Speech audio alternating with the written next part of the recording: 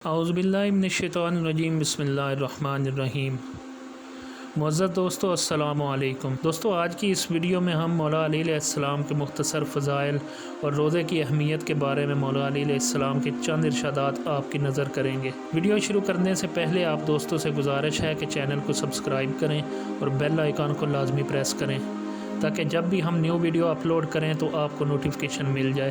دوستو مولا علی علیہ السلام کے فضائل سے کون واقف نہیں ہے؟ حضرت علی علیہ السلام کے فضائل اور کمالات کے بارے میں کچھ بیان کرنا جتنا آسان ہے اتنا ہی مشکل بھی ہے، اس لیے کہ حضرت علی علیہ السلام فضائل و کمالات کا ایسا بے کران سمندر ہے جس میں انسان جتنا غوطہ لگاتا جائے گا اتنے زیادہ فضائل کے موتی حاصل کرتا جائے گا۔ یہ ایک ایسا سمندر ہے جس کی تہہ تک پہنچنا ناممکن ہے۔ خود نبی کریم علیہ السلام نے ارشاد فرمایا کہ میں علم کا شہر ہوں اور علی اس کا دروازہ ہے۔ حضرت سیدنا علی المرتضیٰ علیہ السلام کا علمی مقام و مرتبہ، ان کی قرآن فہمی، حقیقت شناسی اور فقہی صلاحیت تمام اولین و آخرین میں ممتاز اور منفرد تھی۔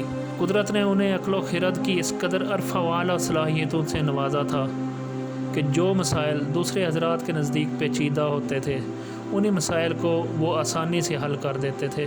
اکابر صحابہ کرام رضوان اللہ علیہم اجمعین ایسے اوقات سے پناہ مانگتے تھے کہ جب بھی کوئی مشکل مسئلہ درپیش آ جائے اور اس کے حل کے لیے مولا علی وہاں موجود نہ ہوں۔ تو اب بات کرتے ہیں روزے کی۔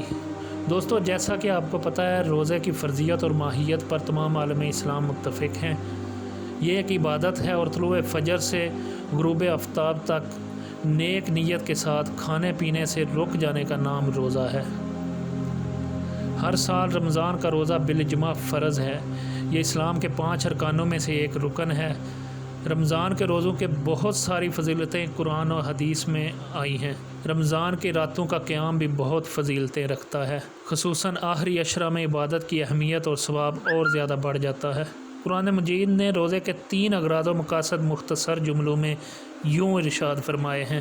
نمبر 1 کہ یہ مسلمان اللہ تعالیٰ کی کبریائی اور اس کی عظمت کا اظہار کریں۔ نمبر 2 ہدایت الہی ملنے پر خدا کریم کا شکر بجا لائیں کہ اس نے پست و ذلت کے عمیق غار سے نکال کر رفت و عزت کے اوج و کمال تک پہنچا دیا۔ نمبر 3 یہ کہ مسلمان پرہیزگار بنے اور ان میں تقوی پیدا ہو۔ روزے کی اہمیت پر مولا علی علیہ السلام کے کچھ فرامین آپ کی نظر کرتے ہیں۔ امام علی علیہ السلام نے فرمایا کہ خدا نے روزہ واجب کیا ہے تاکہ اس کے ذریعے اپنی مخلوقات کے اخلاص کا امتحان لے۔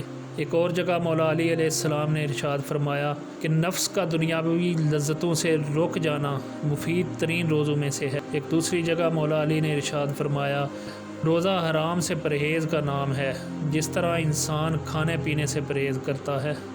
اسی طرح ایک اور جگہ مولا علی نے ارشاد فرمایا قلب کا روزہ زبان کے روزے سے بہتر ہے اور زبان کا روزہ پیٹ کے روزے سے بہتر ہے۔